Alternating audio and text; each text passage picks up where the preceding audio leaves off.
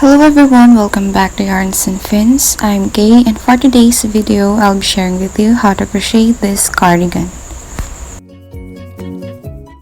If you also want a tutorial for the ear warmer and top, you can find the video link on the description box below.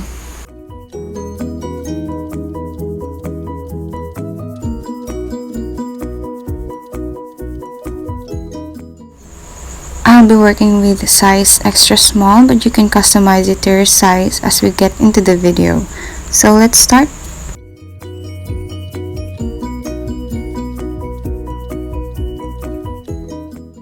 We will be making the front panels first, and to begin, make a slip knot and chain 21.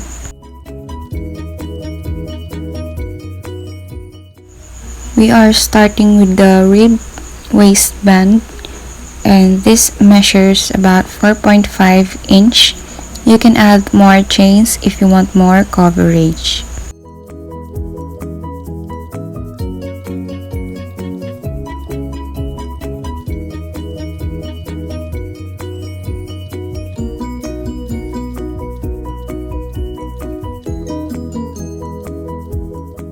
So to start our first row, additional chain, and then on the second chain from hook, work single crochet, and then single crochet each chain till last.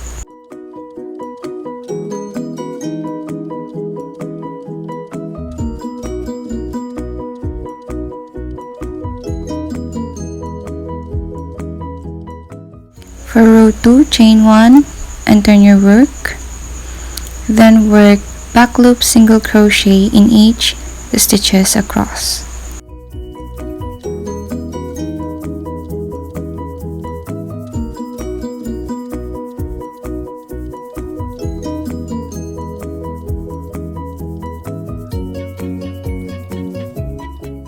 After that, here's how it should look like. For row 3, chain 1, then turn your work, and then another back loop single crochet in each stitches till last. Repeat the pattern for 20 more rows, total of 23. For other sizes, the total length of your rows should be at least 1/4 of your waist length less 1.5 inch. So now, working on the sides of the rows, we will make half double crochet in each side of the rows, but with an increase on the first and last row. To begin row 1, chain 2, that does not count as half double crochet, and then work 2 half double crochet on the same stitch to increase.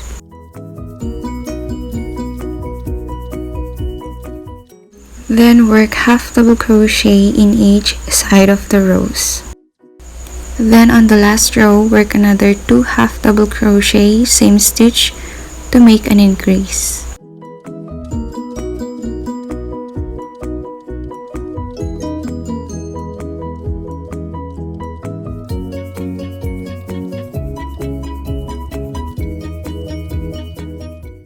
After row 1, we will now be working an increase and decrease pattern opposite to each side of these two panels. For row 2, chain 2, again that does not count as a stitch, and then work half double crochet in each stitches across.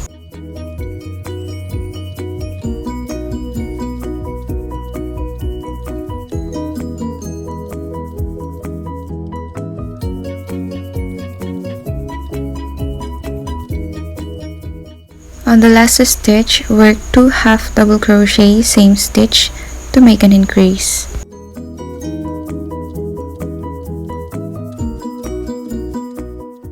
For row 3, chain 2, that does not count as a stitch, then turn your work and make half double crochets in each stitches across, no increase or decrease.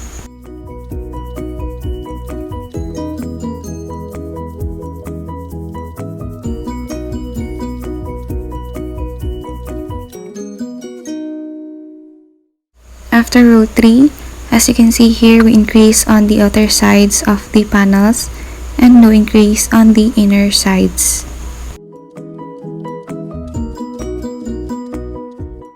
For row 4, chain 2, turn your work. And now we will work a decrease, and to decrease, skip the first stitch and start your half double crochet on the second one. And then work half double crochet in each stitches across.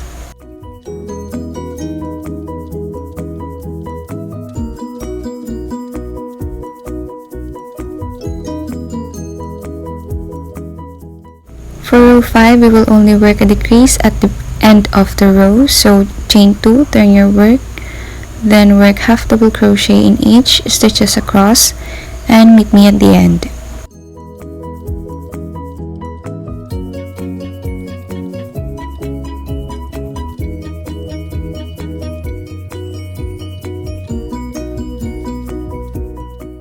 To decrease at the end of the row, yarn over, insert your hook on the third to last stitch, yarn over, pull through, and then insert your hook on the next stitch, yarn over, pull through, and yarn over, pull through all loops. Then half double crochet on the very last stitch. Keep alternating pattern on row 4 and 5 until you have a total of 15 rows of decrease. Add more rows for larger sizes, and then for our last 6 rows, work a row of half double crochets without increase or decrease.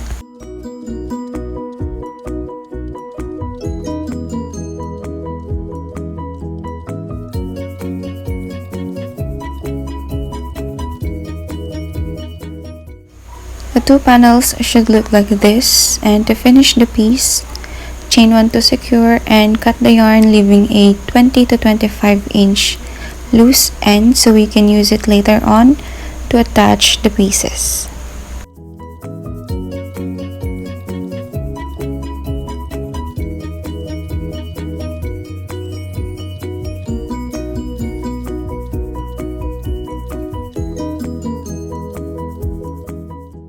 For the back panel, again we will start at the waistband and same pattern on the front panels, and then this time it should have a length of at least half of your waist measurement.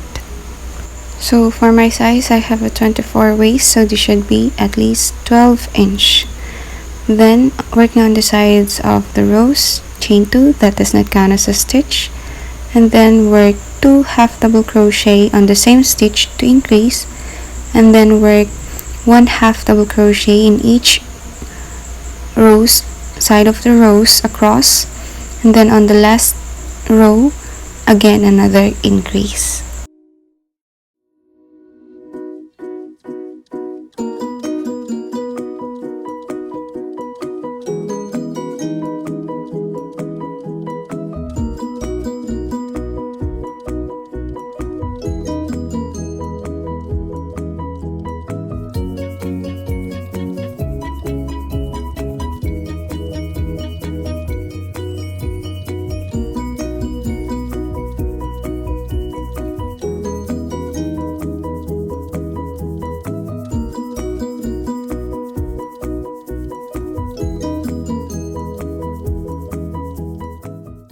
For row 2, chain 2, that does not count as a stitch, and then another increase, working 2 half double crochet on the first stitch, and then 1 half double crochet in each stitches across, and on the last stitch work another increase again. Repeat the increase pattern for row 3, total of 3 rows with increase on the beginning and at the end.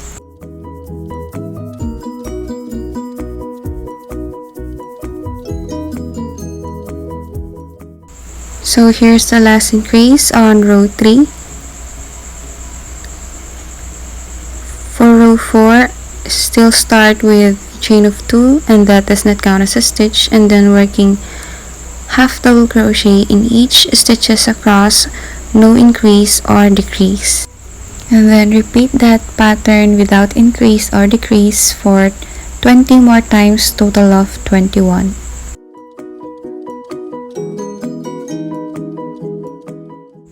After 20 rows, the back panel should look like this. Of course, for other sizes who added more rows, the total rows of half double crochets should be the same with the total rows of half double crochets on the front panel. So now we will be working with the sleeves, starting with the cuff, and to begin, make a slip knot and chain 12.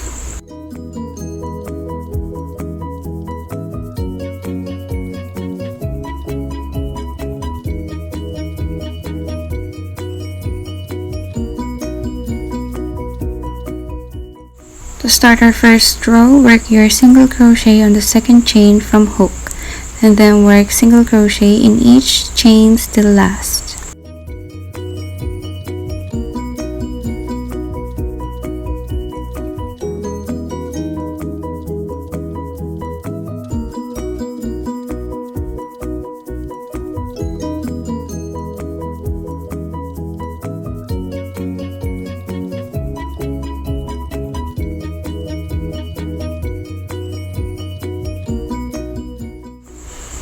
Then for row 2, chain 1, turn your work, and then make back loop, single crochet in each stitches across.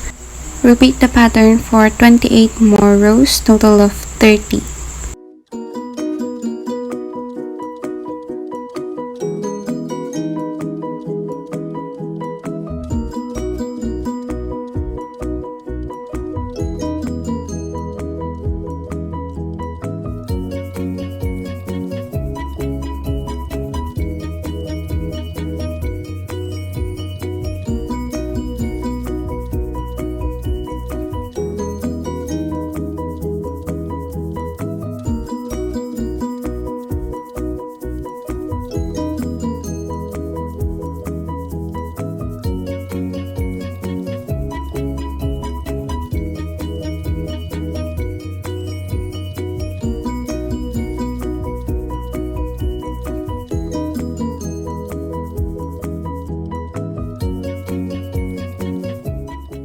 This measures 8 inch. For other sizes, you can add more rows if needed.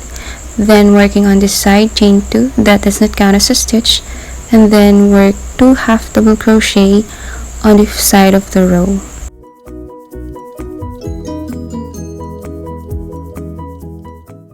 Then 1 half double crochet in each side of the rows across.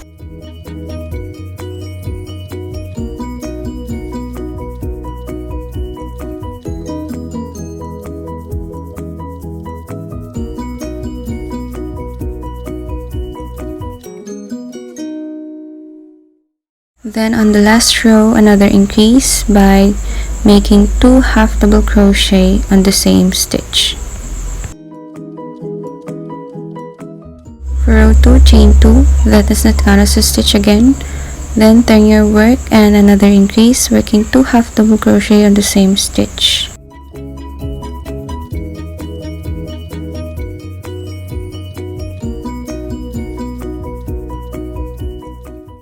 So we will be working a 5 increase for row 2, 1 at the beginning and at the end, 1 here at the center and another one here.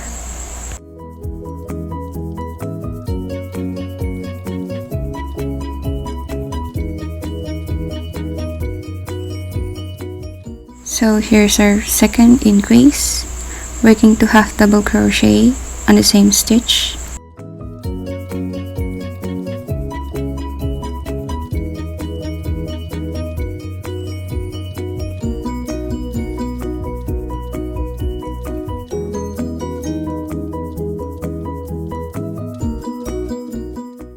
Another increase here at the center.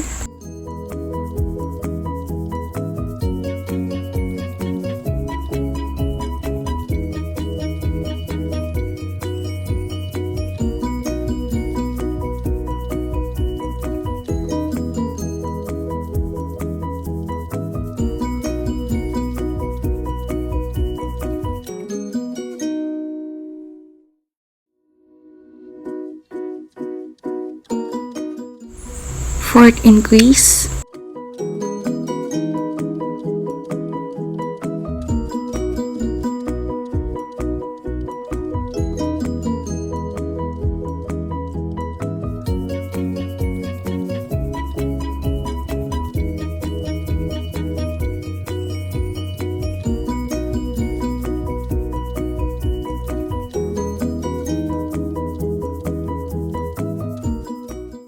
last increase at the very last stitch.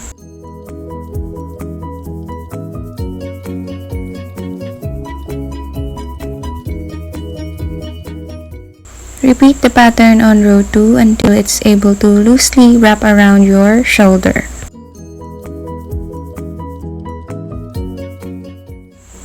For my size, I made only one row with increase, and then for our next rows, we will work half double crochet rows without increase, and then repeat that pattern for 47 more times, a total of 50 rows of half double crochet.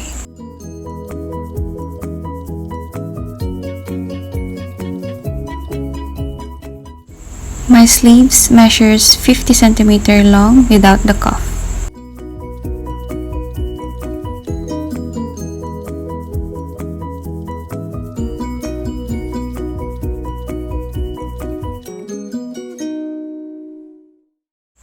After your last row, chain 1 to secure and then cut the yarn, leaving twice longer the length of your sleeve. Of course, make 2 of these sleeves using the same pattern.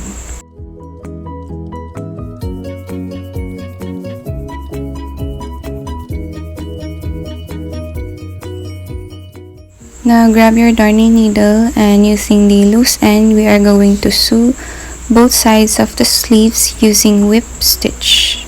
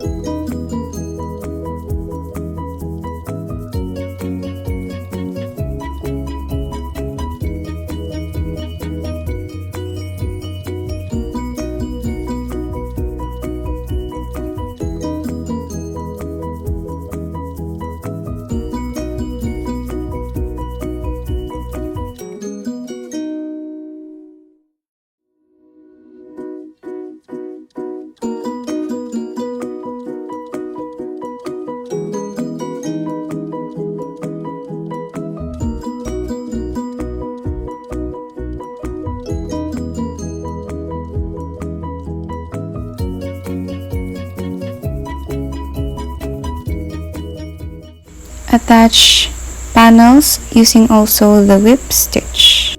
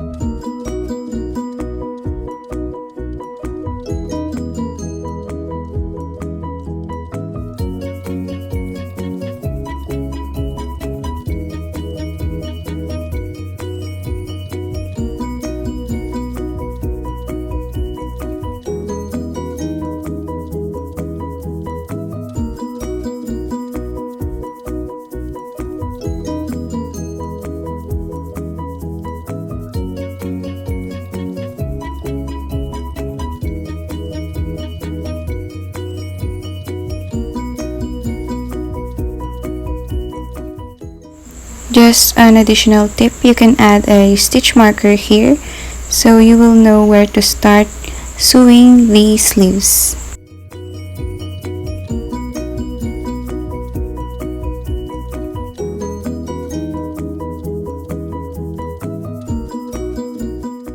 You can start sewing from the waistband going up to the sleeves.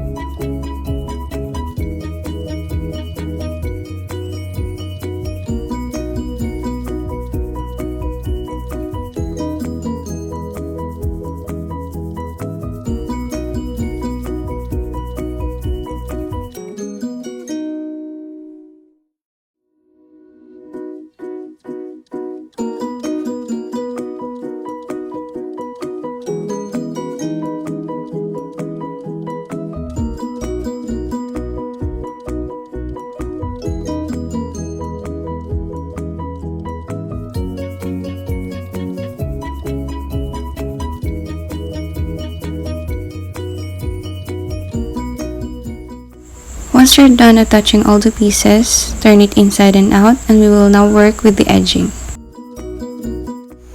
To begin, attach your yarn at the bottom of your right panel when it's worn.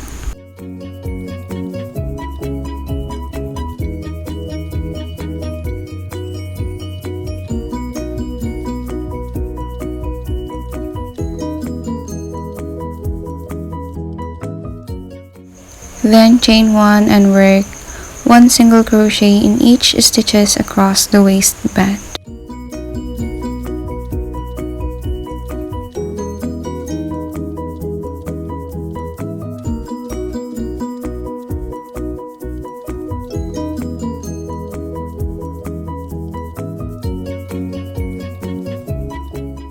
Continue single crochet until you reach the other panel.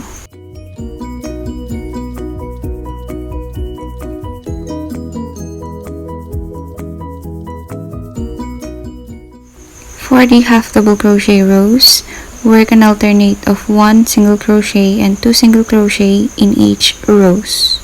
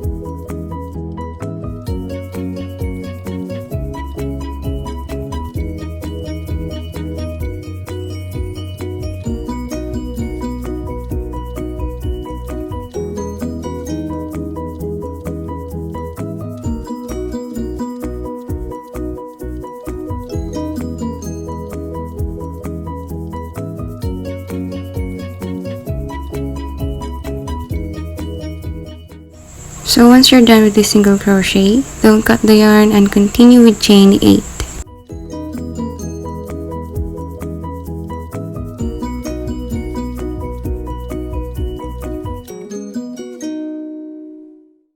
Now starting on the second chain from hook, work single crochet in each chain.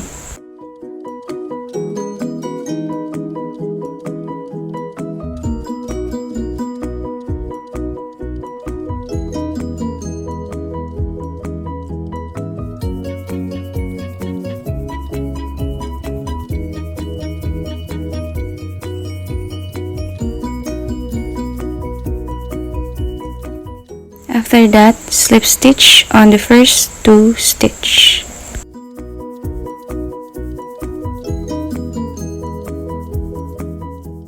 Then turn your work and make back loop single crochet in each stitches across. Just a warning, I made a mistake on this clip. Every rows of single crochets should always be just 7. I mistakenly made an increase, that's why on the next rows I'm already making 8 single crochets, but it should be just 7.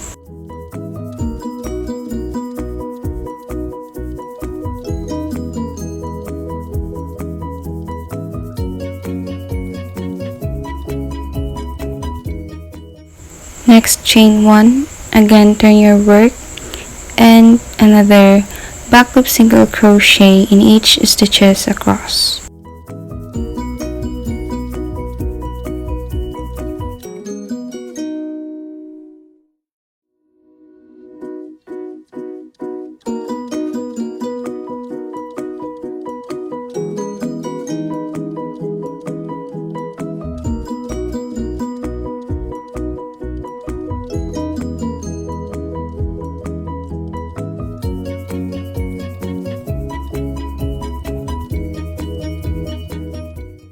To end row 3, again slip stitch on the next 2 stitch here.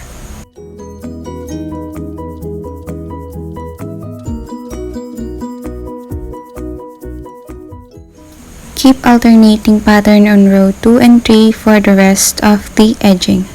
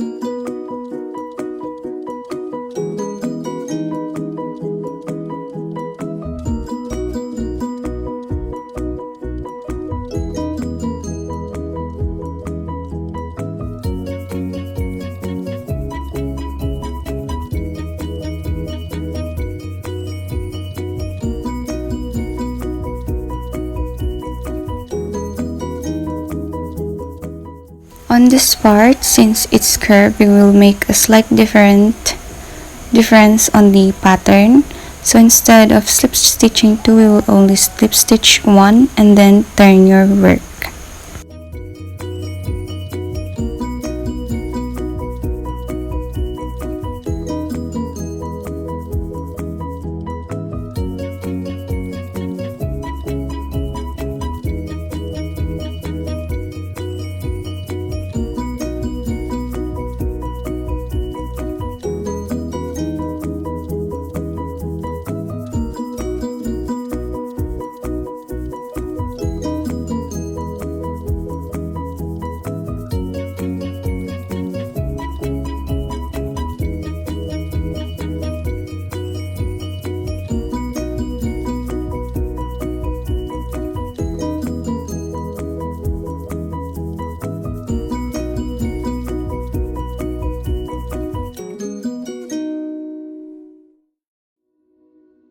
Next, slip stitch 2, then on the next row slip stitch 1, then slip stitch 2 on the next. That means we are alternating 1 and 2 slip stitch.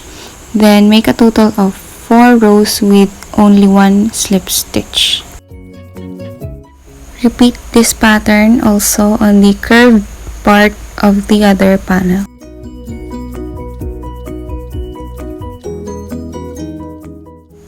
So as you can see here, we are now on the waistband part of the second panel, and now we will work a buttonholes. And to work a buttonholes, as you can see here, instead of slip stitching, we will chain 1 and turn our work.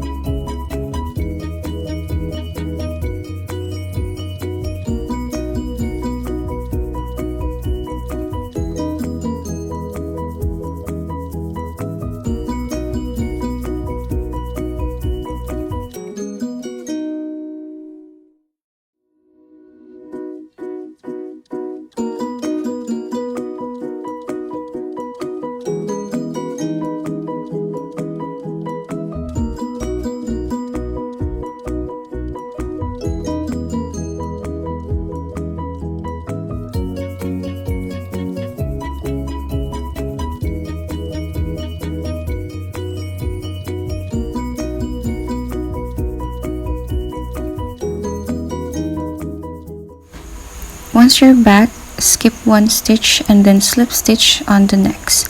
Then continue with the ribbing pattern.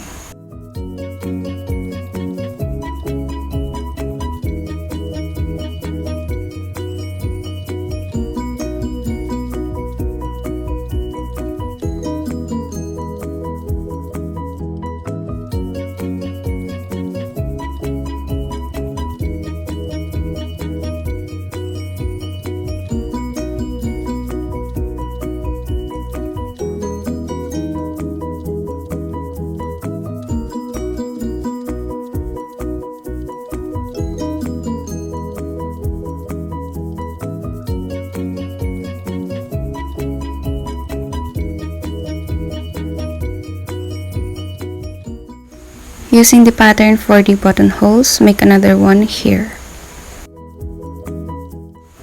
If your waistband is longer, you can make 3 to 4 buttonholes.